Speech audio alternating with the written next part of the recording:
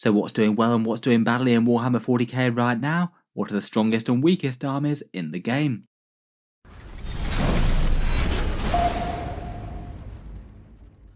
Hello and welcome back to Auspex Tactics, where today we're talking about 40k armies and win rates, and just doing a bit of a quick reaction video to stats for each and every army and how they've been performing since the changes happened with all the big points and rules updates. In the video, let's talk through each and every Warhammer 40k army in order, roughly how well they've been doing in events and tournaments, and what's looking good or not so good in the new version of the game. At time of recording, it hasn't really been too long since the balanced data slate. In terms of tournament weekends and events, it's only really been 2.5 weeks, but I still thought that now might be a good enough time to check in on the meta, see what's initially looking good or weak, now that there have actually been quite a few events and lots of people have had chance to test their new versions of the armies against each other head to head. In this video, I thought it would be just fun to do a quick reaction to a roundup of some initial win rates and stats for tournaments. There are really quite a lot of places that track tournament data. StatCheck 40k and Meta Monday in particular are very nice for big grand tournament win rates, and there's other places like Goonhammer's 40k Stat Center and Den of Fools, which can be nice to take a look at slightly more broader meta, including a bunch of smaller tournaments, which is a bit more respective for what the average player might expect to encounter. Certainly recommend taking a look at all of those, particularly StatCheck and Meta Monday for keeping on top of the big grand tournaments and what's happening there week on week. For this one, I thought I'd just take a look at a few of the raw numbers from those, focusing on the grand tournament sort of meta, and seeing what's been doing well there. For this video, I thought we'd talk through each and every army in win rate order, also having a quick look at play rate, overall event wins, and how many high placing armies there were per the amount of armies in the game, all of which can be interesting ways to take a rough temperature check on army overall strength. I certainly stress that it's definitely early days yet. 2.5 weeks of data just isn't really all that much. People haven't had all that much time to experiment or adjust their armies. I'm sure we'll see some big movement with this. It'll be fun to follow this up in another couple of weeks perhaps. Starting out though and taking a look at the bottom end of the meta, it looks like the armies with the lowest overall win rate so far are World Eaters and Space Marines down at the bottom, and then Blood Angels, Chaos Marines and Astra Militarum all struggling with a win rate at or below Games Workshop's target of 45%. If these numbers hold true, then it would actually mean that the last balanced data slate has actually made the weakest armies in the game weaker than they were before. I believe that none of the armies were quite down at a 40% last time before the data slate. First up, we have the World Eaters, which I feel like people really weren't too happy with the changes that they had in their balance update. They copped nerfs to basically all their effective things, which really seemed like a strange decision as they were punching very slightly above their weight, but really didn't need anything more than tiny nudges to make balanced, I think. Their win rate's 40, they have won one event courtesy of, I think it was Jack Harpster's Lord of Skulls list, but it does seem that people really aren't too excited to play them competitively, 22nd out of the 26 armies, even if the small amount of players are having maybe some okay success in getting them into the top tables. Really not too surprised to see their win rate absolutely gutted though. I maybe wasn't expecting it to fall quite this much, but it seems to have so far. Seemed a bit disappointing to nerf both the Master of Executions and Khan quite so much, where I know they were strong, but it's not like the faction was overall punching above its weight too much, and the points increases to 8 bound were rather painful as well, as it's not really like the World Eaters have loads of units to fall back on. Nerf just a couple of things, and their army is going to lose power quickly. I guess we've only got data from a very small amount of players so far, as they're not very wild plays. Maybe some intrepid head takers can have them rise up the rankings a bit with some innovation. Will be interesting to see if Lords of Skulls actually become some sort of a staple. Next up, in a change that doesn't really surprise me too much, are the standard Space Marines. They were previously around about the 45% win mark. In early win rates here, they're down to 40 as well. Just the one event win with a Vanguard Spearhead for Ultramarines, and that's kind of telling given that they're the third most played faction in 40k currently, only getting one event win and not particularly well placing in the X and 1 placings does show that they just really are underpowered. Again, I feel like this one was kind of predictable. Space Marines had a borderline low win rate before, even if a few people were punching above their weight with certain lists. Units common to a whole bunch of Space Marine lists in Aggressors, Inceptors and Scouts all got nerfed. Perhaps particularly bad for that Vanguard Spearhead build in particular. I guess there might be a bit of a period of readjustment with the Space Marine's massive roster, though lots of people do seem to be a bit more keen to jump to the Divergent chapters in one way or another, even if it's just borrowing a few key datasheets from them. As a bit of a cop-out on this list, the Deathwatch I just don't think have anywhere near enough data to say anything intelligent about them, so I won't try. As best I could find, it looks like there were only 3 players who took them to events over the last few weeks, so the data doesn't really show us anything meaningful there, other than they're by far the least played faction in Warhammer 40k currently. That's not really a change since before the data slate though, they were already underplayed. Kind of a shame they didn't get some sort of interesting buff for kill teams. I feel like there's a lot of their more Primaris ones that you could drop in points a little bit. And they did join the Space Marines in taking the nerfs to their good supporting datasheets. Again, perhaps not the best news for them overall. Next up, and seemingly kind of unchanged from where they were before, are the Astra Militarum. Win rates are around about 44%. They were somewhere like 45 to 46 before. They have managed to win 2 events, including one chap managing to win really quite a big grand tournament, which was cool to see. But still, only winning 2 events isn't standout given that they're one of the more played factions in 40k. It definitely doesn't look like they're overrepresented in the X&1 tournament placings, people who've won all but one game, so a fair bit below average there. In the data slate, they got their one nerf to the Manticore, which was quite a key unit, though they did get some interesting order changes, which is nice for certain things like Scions or things jumping out of transports. I feel like that was quite a nice change. For some reason, the competitive community seemed to get very, very fixated on guards somehow doing well post-data slate. Not 100% why there was so much focus on Astra Militarum in particular versus a lot of the other factions, particularly as they didn't really receive that many changes. Seems that currently at least their win rate is pretty much the same as it was before and really not good, placing them in the lower brackets for most people taking them to grand tournaments. Certainly still showing that they can still top grand tournaments as they were before from time to time. The guy who won the big one had quite a fun balance list, a tank commander and rogue or dawn, several artillery platforms with Medusas and a basilisk, plus a bunch of scoring infantry and Lord Solar. Overall, at least initially, it doesn't really look like Guard have changed at all since the data slate, doing generally pretty badly for most people taking them to big tournaments, but occasionally can certainly overperform with a good player and can have some good roles in team tournaments with indirect fire things. Overall, I still feel like their army just needs something as an overall buff. They've got fairly good internal balance between units, but just lack a bit of raw power. Next up, it looks like one of the other biggest falls from the balanced data slate were Chaos Space Marines. Previously, they were rocking a win rate of around about 55%, plus winning a lot of big tournaments. It seemed that Games Workshop perhaps treated them even more harshly than Aeldari, giving them a very hefty swathe of small nerfs to basically everything that was good stratagems and unit-wise. It does look like it's done enough to drop their win rate off a cliff, going down from 55 down to 44. The amount of people playing them has absolutely fallen away as well. Previously, they were one of the top played factions, now they're 15th. And it does look like, per their player rates, they're actually one of the factions that's struggling to get armies into the top X and 1 brackets, more so than just about anyone else. Still, a couple of people have managed to command them to victory, though. There's one very big event that was won by a list with Chosen and Lords, Warp Talons, Raptors with Harken, and a bunch of fire support. They still can spit out some pretty silly numbers with their stratagems and their Marks of Chaos buffs. Their datasheets are very dangerous, but fairly fragile. Looks like the shine's certainly been taken off them in a big way. I still wouldn't be surprised to see, though, if they might be in a similar sort of situation to Guard. Kind of hard to play for most people, but a skilled player can still do some pretty crazy things with them. Lastly, for this lower bracket are the Blood Angels. Their win rates are round about stable at 45%. No big event wins, but seem to be kind of unusually overrepresented in the X and 1 placings bracket.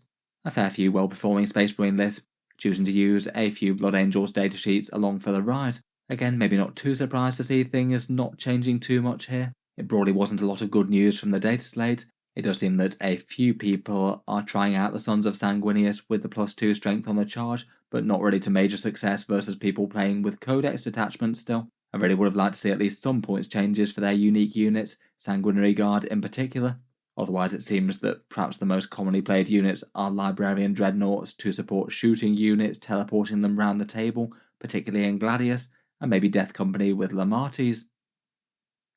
Moving onwards and upwards, and getting into some armies that seem to be a bit more mid-tier, within Games Workshop's 45 to 55% bracket, these guys clustering around the lower mid sort of armies.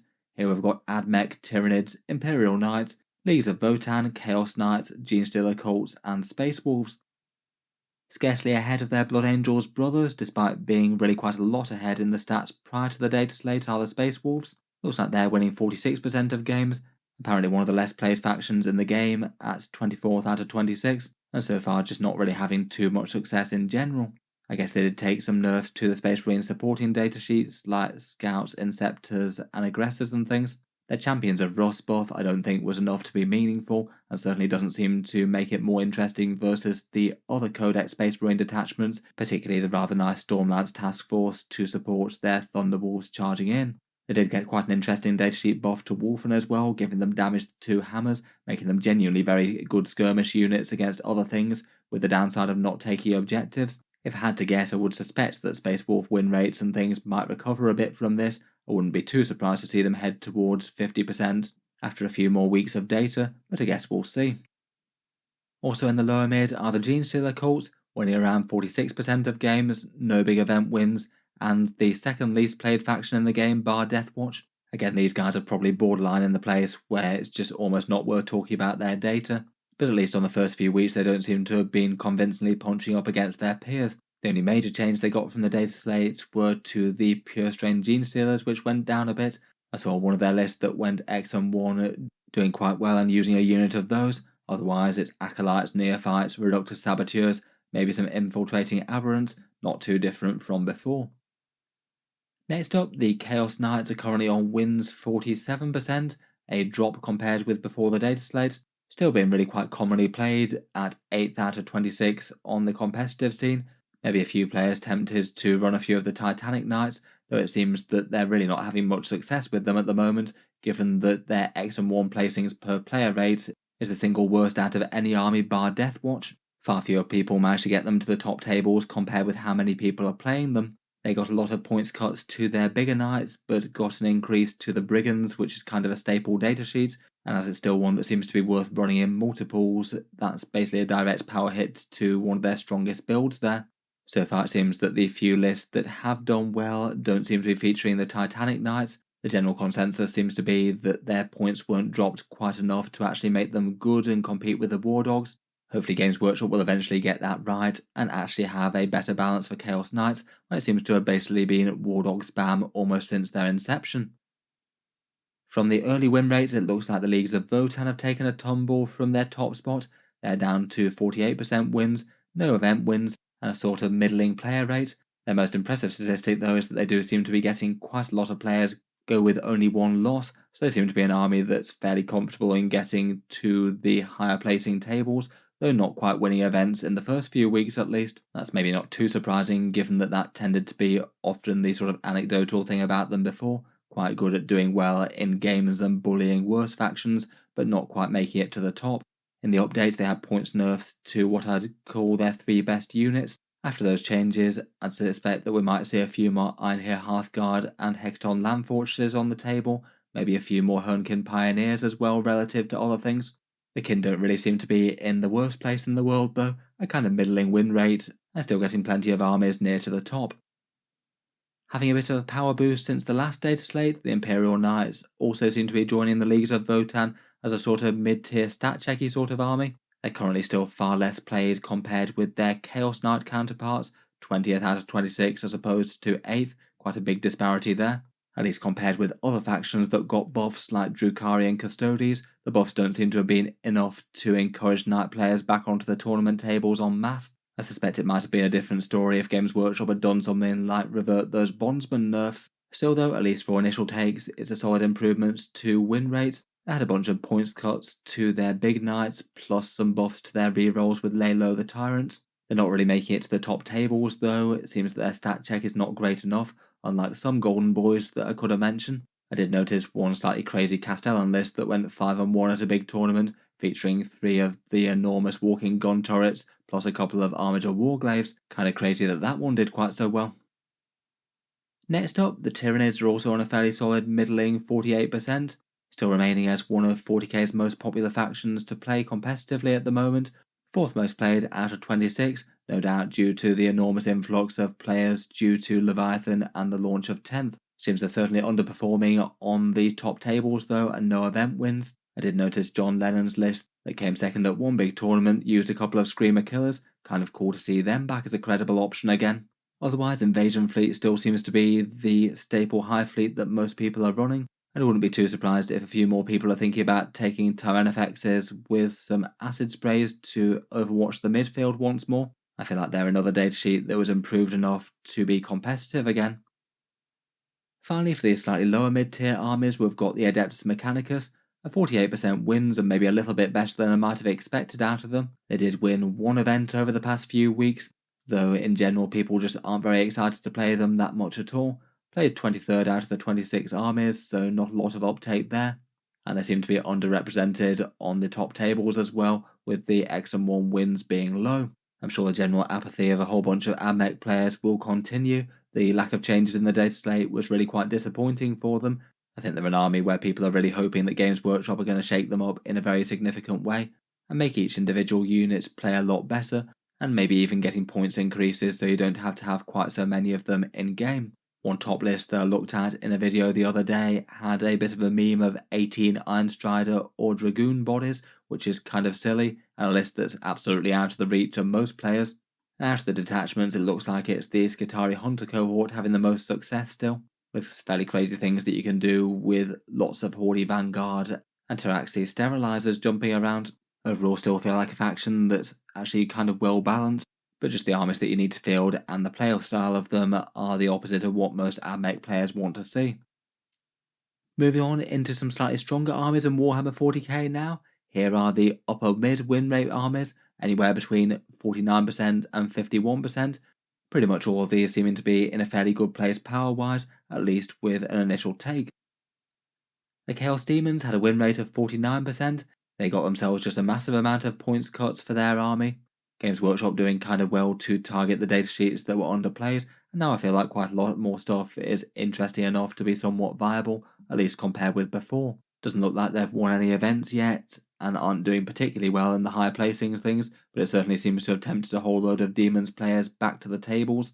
They're one of the more played armies in 40k since the update, at 9th out of 26. Will be interesting to see what they make of them. I feel like a lot of units got a lot better, though there maybe isn't just one or two obvious real power units that everyone wants to run.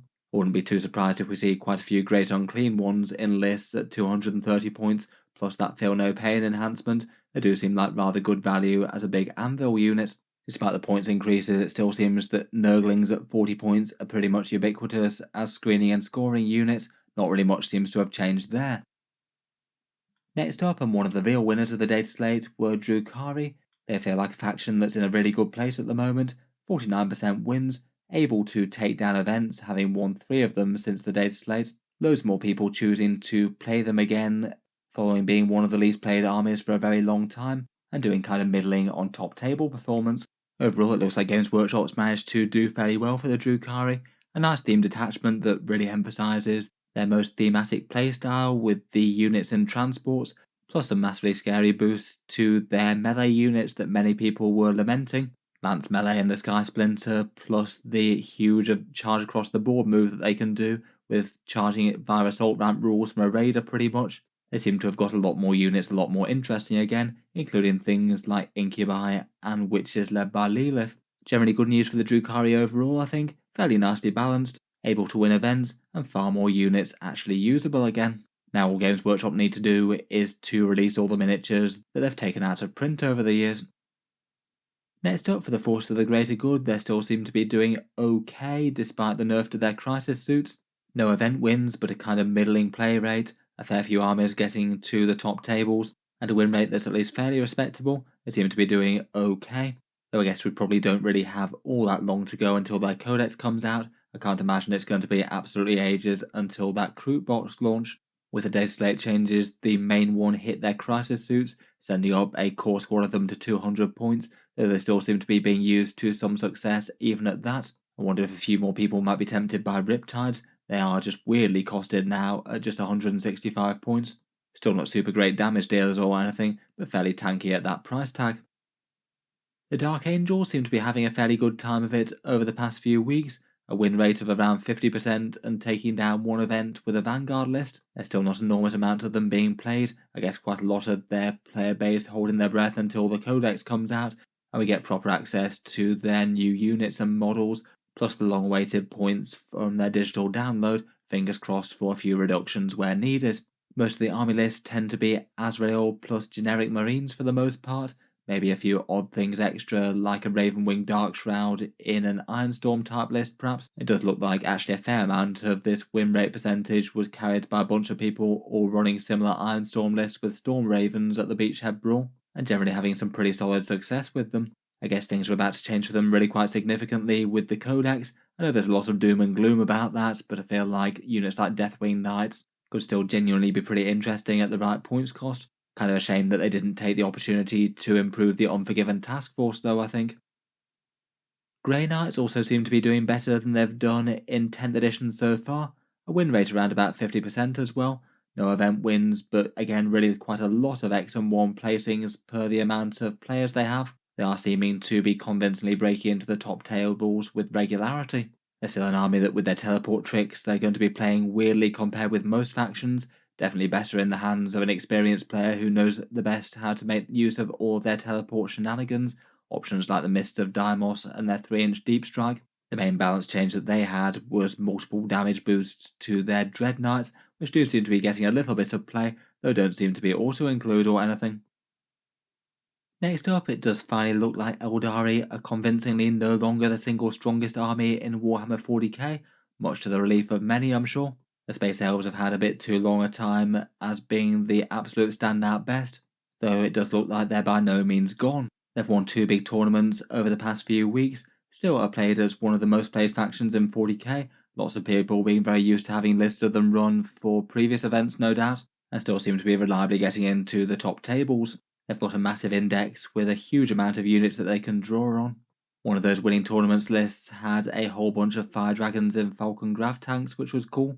There's one from that Northampton GT, which had just endless jump shoot jump type units, plus a big block of Wraithguard. And Inari seem to be doing okay still. Combining Drukhari lances with battle host rerolls is still a recipe for success, plus giving access to Mandrakes as a nice fairly expendable objective scoring unit. Next up, it still seems that the Thousand Sons and the followers of Tzeentch are resolutely scheming in the midfield.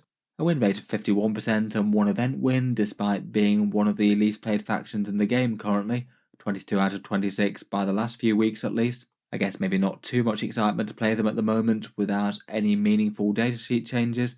It does seem that they don't really have too many options in terms of list construction. Most of them still seem to revolve very heavily around the use of rubrics backed up by sorcerers, with Magnus taking the centre. Though I noticed the one small tournament win that they had was using a big block of the Scarab Cult. I do personally think that realistically they aren't quite as far behind the rubrics as people might like to claim. Still seem to be at least initially doing okay.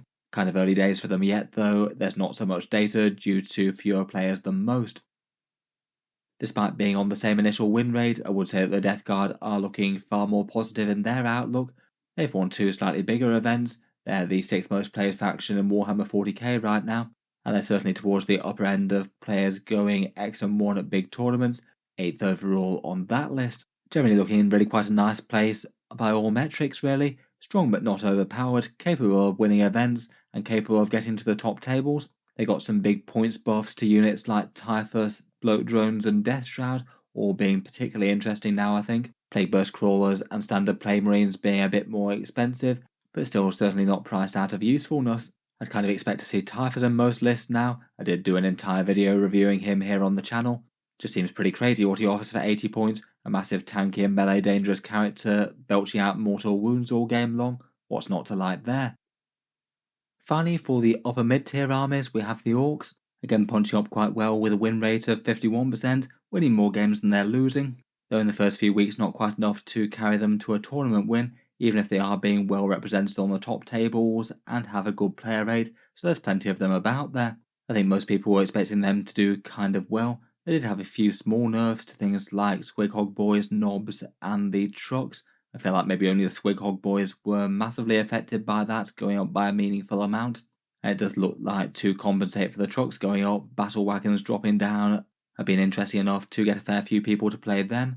Otherwise, there's a lot of the old staples, bosses with Boys and Knobs, Flash Skits with Badrug, maybe Beast Bosses and Mozrog, still all generally quite melee rush, though I suppose it's probably not going to be all that long before the Orcs get their long-awaited codex. Hopefully it will make some genuinely different ways to play quite good. Finally, that just leaves us with the very top armies of Warhammer 40k, at least in terms of these first few weeks.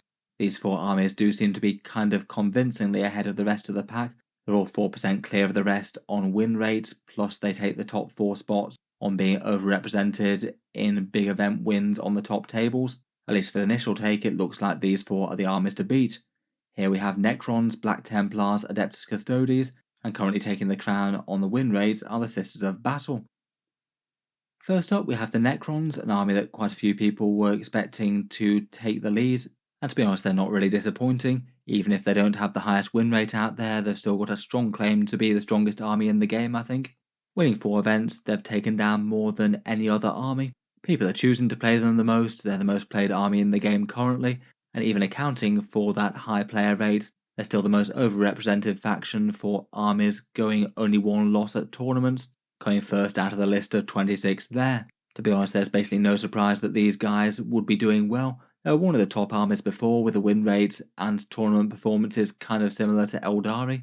Then Aeldari and Chaos got nerfed, while Necrons remained untouched. Perhaps the particular point of consternation for the community is their Catan.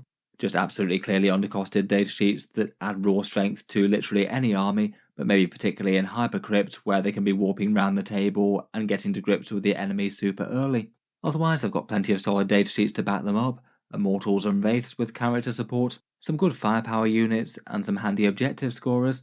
Hypercrypt and Canoptek Court are the best attachments by far.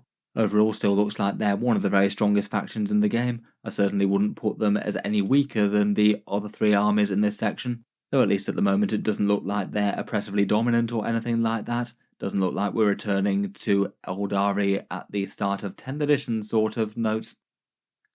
Also remaining to be doing very solidly despite nerfs so far are the Black Templars.